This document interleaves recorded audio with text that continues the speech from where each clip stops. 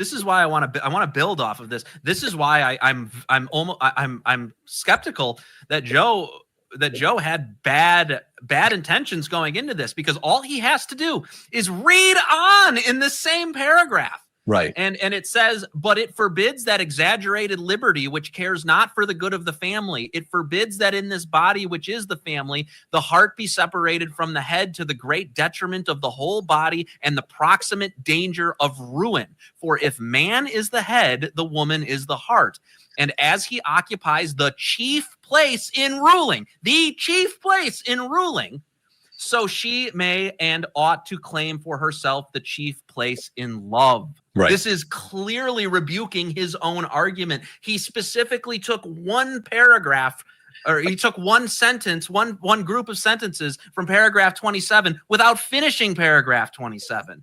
And I don't know if you're a poor researcher. I hope in all hopes, let me just put it that way, that Joe Heschmeyer is this bad of a researcher, because I'm citing the same paragraph that you cited for the right reason comment, the one that you took out of context. Which is an embarrassing take, since if they'd actually researched enough to watch the video, he'd know that I spent a good portion of the video unpacking those exact lines. Now, you might not agree with everything I or Pius XI say in the episode, but I don't think you can possibly come out with a take as bad as the kind of takes that they offer. On the flip side, the fourth distortion that Pius warns against is what he calls that exaggerated liberty, which cares not for the good of the family, in which he describes it as the head and heart of the family as being separated from each other. After pointing out where we see this in secular culture, I then quote the rest of paragraph 27. In contrast to this, Pius argues that the head and heart of the family should be in union. And it's here that he lays out the clearest positive vision of the biblical model of the family. For if the man is the head, the woman is the heart.